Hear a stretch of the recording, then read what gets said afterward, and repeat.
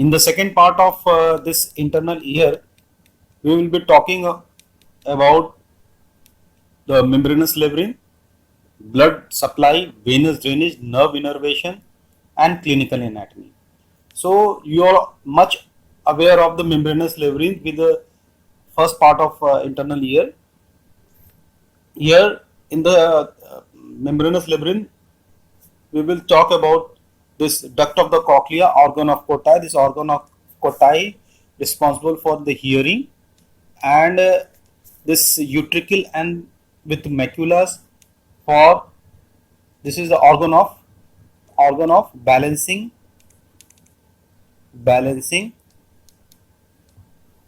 in static stage that like moving the head either in anterior, posterior, medial or lateral, secular with maculae. This is organ of balancing in kinetic state. It means when we are moving in lift, this linear acceleration or deacceleration, semicircular duct with a cristae is responsible. It's act with the pressure change in the endolimb, and function is angular acceleration or deacceleration. You are well aware of this image, the how these three compartments, scala, this vestibuli, scala tympani, and this scala media, which we have seen how this is scala media is formed, and this is the duct of the cochlea. So I won't go in the detail again over this image because already this has been explained. So now here we will see this is the section where we can see the scala vestibuli, scala media and scala tympani. Now this is an auditory nerve, clear. So this auditory nerve, when it comes here, its peripheral branch at this point, it has got a ganglion. Okay, so here this is the spiral gang, here this is the spiral lamina. So this is the base of the spiral lamina, this point is the base of the spiral lamina, here the ganglion is present. This ganglion is known as spiral ganglion. So this spiral ganglion gives a branch which is known as peripheral branch, and this peripheral branch will going to innervate these hair cells. So we can see the hair cells. So these hair cells are arranged in the row. So this is the inner hair cell. This is the inner hair cell. The name term inner is given because this cell is nearer to the modulus. Here is the modulus. So it is near to the modulus. So this is known as inner, whereas these outer hair cells, they are away from this modulus. So the word this outer is given. Clear? So these cells are arranged in a row. So outer hair cells are arranged in 3 rows. So outer one, this is arranged in 3 rows, whereas this inner one arranged in single row. See how they are, like, I mean to say row in the sense this, say here is the inner hair cell. So other inner hair cell will be just parallel to here, parallel to this one, next will be here, next other will be here. So in this manner they will be arranged in the scala, this triangular chamber scala media. Similarly, this outer hair cell, they are arranged in 3 rows. So the next hair cell will be parallel to this one, another will be parallel to this one, this way. So this one, this way. So all this way they are arranged in 3 rows in the scala media. This pattern of the arrangement, and so we can see this peripheral nerve which is innervating these hair cells, and these hair cells have got, you can see this is a hair which is known as cilia. Now this get connected with the tectorial membrane. This is the tectorial membrane.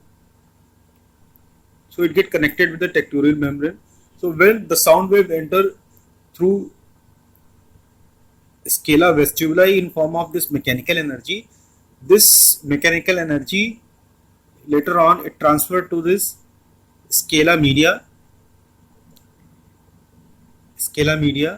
and when the energy transfer to the fluid in the scala media, that is the endolimb, this will make a motion in the tectorial membrane.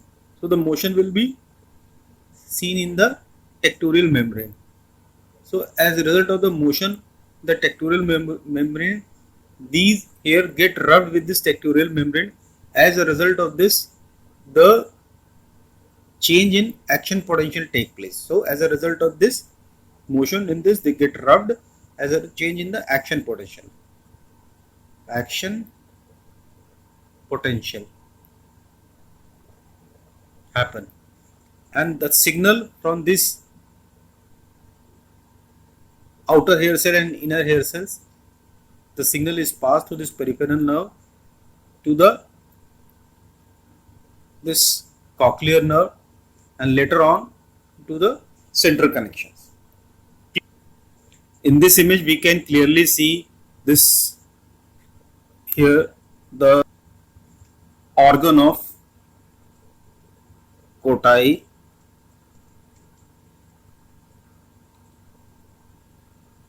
See,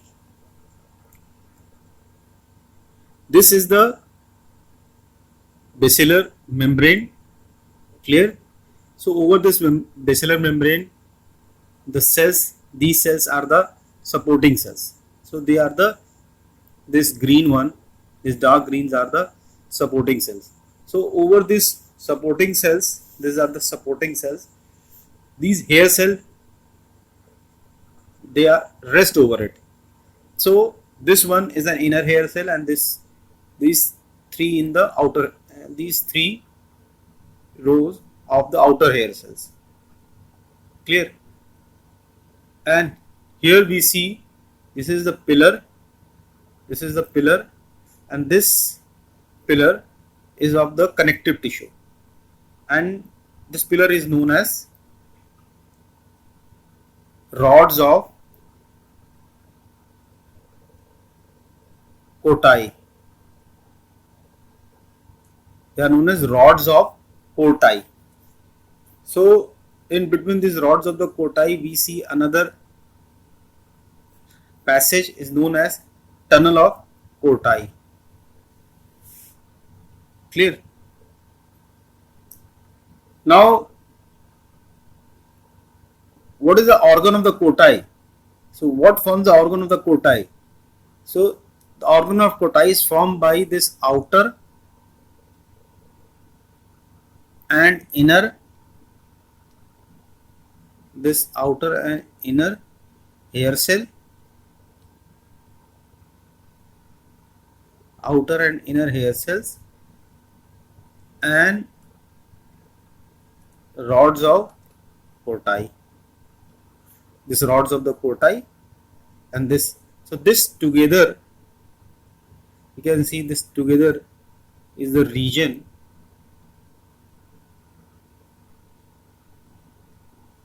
of organ of,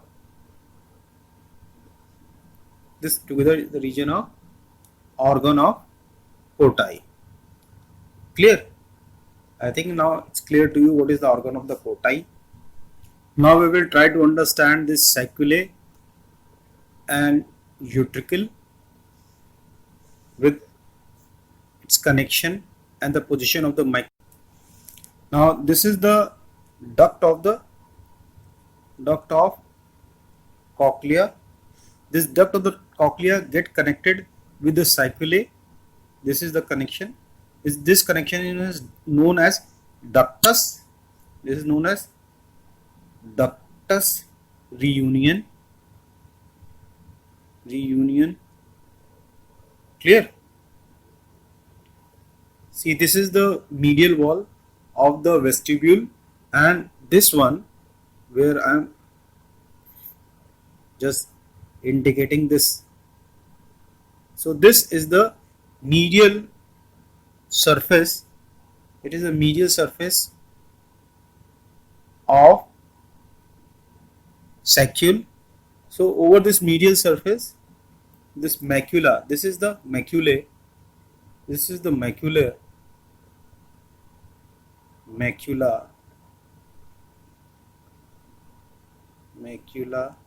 is present. So it's present over the medial wall or medial surface of saccule, whereas this is the utricle. This is present on the floor of this utricle, or inferior part of the utricle.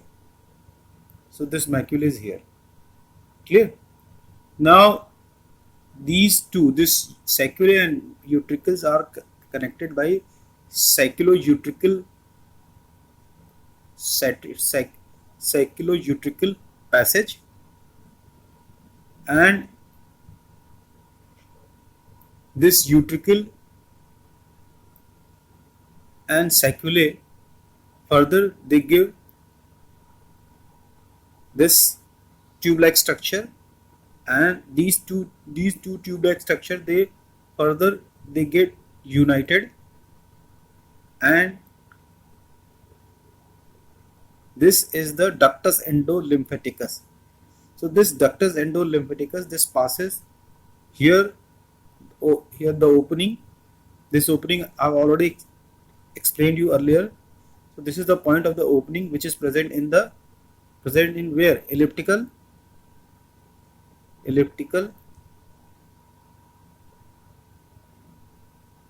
This is present in the elliptical. Write down again. Elliptical recess. So in this elliptical recess there is an opening through this.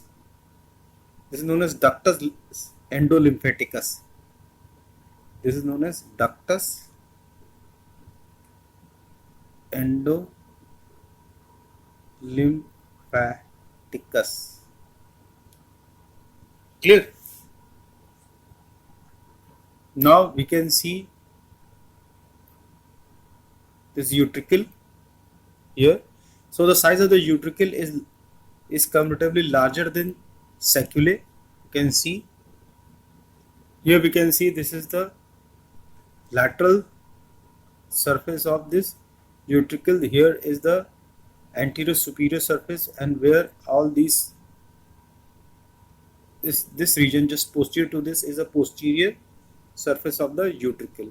So over all these surfaces, this ampulla of the semicircular canal, this ampulla, all these ampulla, they get opened in this utricle. Clear? So this endolymph, which is here, this way, here inside in this is all the endolymph, which is here, and the pressure change in this endolymph activate the cristae in the ampullary region. So in all these ampullary region, the cristae get activated and involved in the function of angular acceleration or deceleration. Clear? Here in this sacculae, so this is the point where the maculae is present. So this region of this maculae is enlarged here. It is enlarged here. You can see. So it is enlarged here. What we see is, see, let's move from inferior to superior. So here we can see these nerve fibers which are going to innervate is here, and to this surroundings are of the supporting cells. Over this we can see the hair cells. So in the hair cells, those cilious or a hair which is tallest in the height, they are known as kinocilium. They are known as kinocilium. And those are small are known as stereocilia. So over this you can see this region. This is the jelly-like structure, and over this jelly-like structure, these calcium carbonate structure known as otoconia is present. So as earlier I said, this is for the static. Clear? This is for the static balance. Static balance. When we are moving our head anterior or posterior, medial or lateral, accordingly these otoconias, they move either, if we are moving anterior and posterior, they move in this direction, anterior direction, and we are moving posterior, they will move in this direction. If we are moving away or toward this way, so accordingly the position is changing. According as the position is changing, these otoconias, they change their direction, they change their position, and so the change in this otoconia's position result here at the cilia. It get rubbed with this, and as well as change in action potential,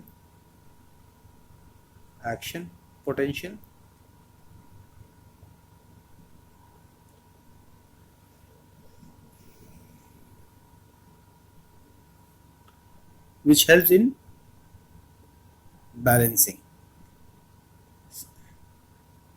Same is here in the utricle. So this is the cristae. So these cristae are present in the ampular region. This is the ampular region here. So accordingly, with the change in the pressure here, change in the pressure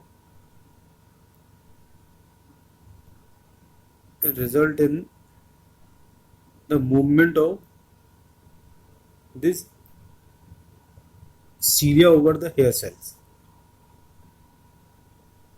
which result in change in action potential,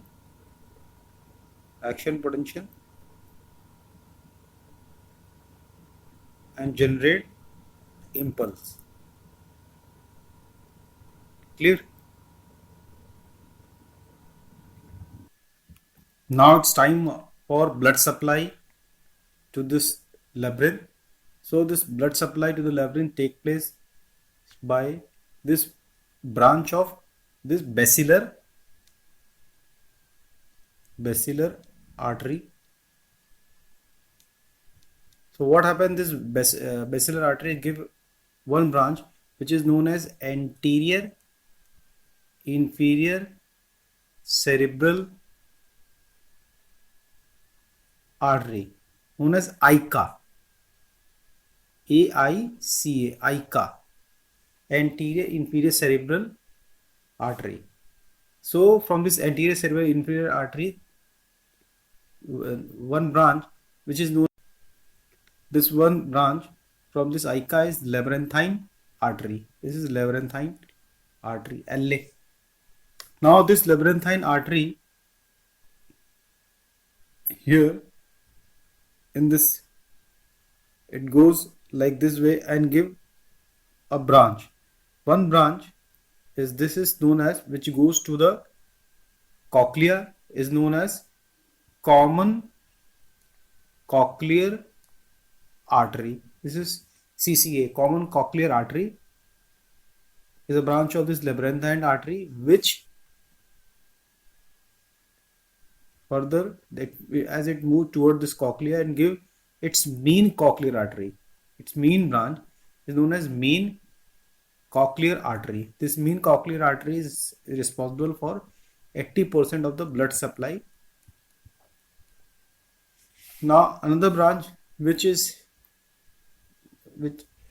given in the direction posteriorly, this is the anterior vestibular artery. So this anterior vestibular artery, further it get branched to supply this labyrinth known as semicircular canal. Here this utricle and other membranous structure in this vestibule can see. Whereas this, in this cochlea, here at the point where this cochlear tube is draining its endolymph in the saculae, here this area is being supplied by the cochlear branch. Clear? So this is the mean supplies from the labyrinthine artery, where it is partly here, partly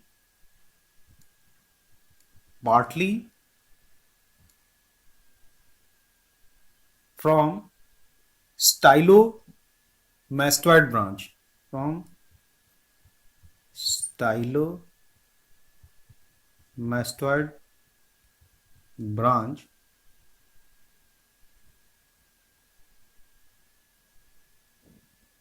of posterior auricular artery. Auricular artery. Clear?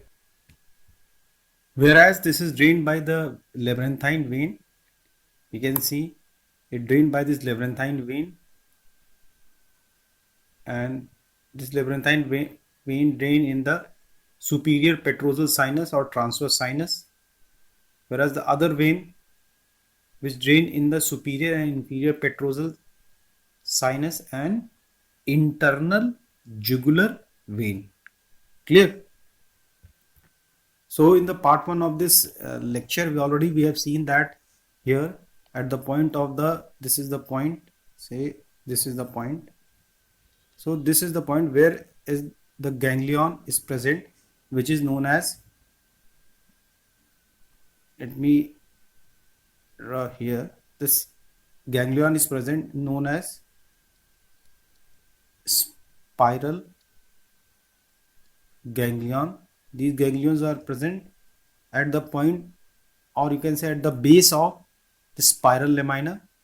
From there, a peripheral process which is known as bipolar first neuron, they innervate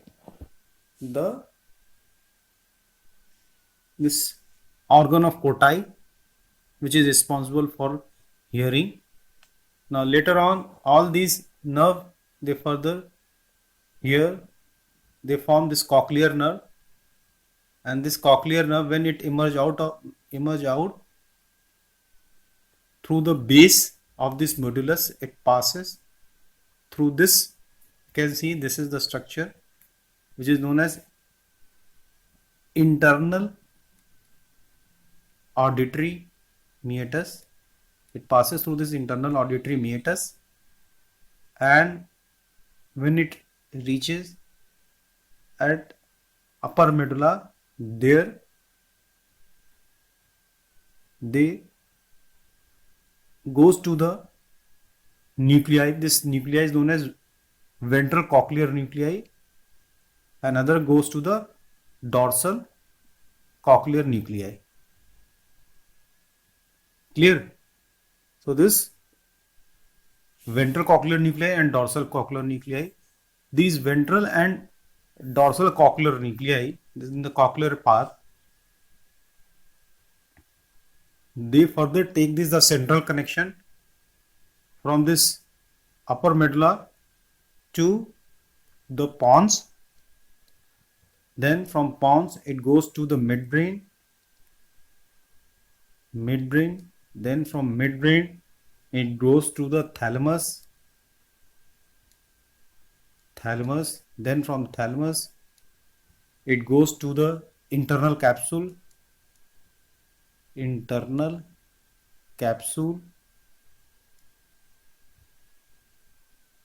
And from internal capsule to the temporal lobe. This temporal lobe for in the area of hearing. Clear? So all these pathway we will talk in detail during the neuroanatomy. In the neuroanatomy, there we will discuss separately. Now this vestibular pathway. See, this is the vestibular pathway. We can see here. So the vestibular pathway, the nerve, they emerge out from this ampullas of the semicircular canal. So 1, 2, 3 ampullas. So these 3 nerve fibers, they emerge from this. Now these 2 nerve fibers, one is from the utricle and another from the sacula.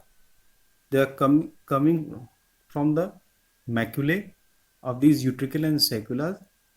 So all these nerve fibers, they pass through the internal auditory meatus, and in this internal auditory meatus, here in this canal, they join.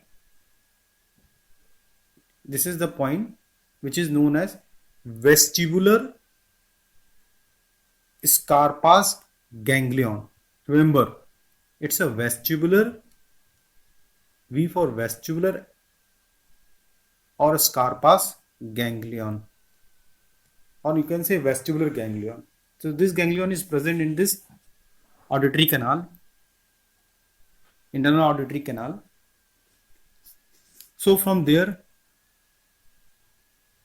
these nerve fiber like this, it passes to the here in the medulla. So at the junction of pontomedullary junction,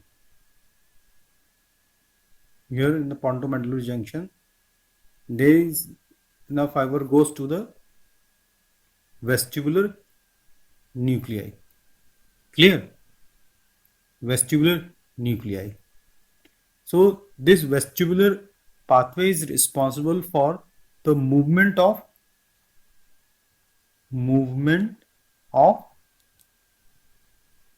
eye, head, neck and trunk. From this vestibular nuclei, further the pathway we will see in the neuroanatomy. Clear? Let's talk about few important clinical anatomy. So this endolimb which we have seen, So this endolymph is produced by the melanocytes. Clear? So they are produced by the melanocytes. So melanocytes are responsible for the production of endolymph. So in case of albinism, where is no any lymphocyte or very less amount of the melanocytes are present, so in that case it lead to cause deafness, will cause deafness, loss in the hearing. Now noise trauma causes the degenerative changes in the organ of the Corti. So the organ of the Corti that we have seen, so these organ of the Corti, the sound frequency of our normal hearing is 300 to 3000 hertz, clear, or lowest is 20 hertz to 20,000. So noise trauma, if it will be high noise trauma, it will cause a degeneration in the organ of Corti. Meniere's disease. So the Meniere's disease is very often asked during your this clinical as well as in the MCQ. So Meniere's disease is a disorder of inner ear. So in this case, what happened? Pressure in endolymph is increased. As a result of this, it is characterized by vertigo, low pitch tinnitus. Low pitch tinnitus is the condition when one hears a ringing bell the ringing bell, and hearing loss. So hearing loss, all this is happened due to the increase in the pressure of endolymph. Now the last is the cochlear implant. The cochlear implants are the electronic devices used for non-functioning cochlea, and these cochlear implants are very expensive. So this how we finishes complete lecture over the internal ear. I hope you understood well. You have any doubt? If you have any doubt or a question, write down in the comment box. Thank you very much.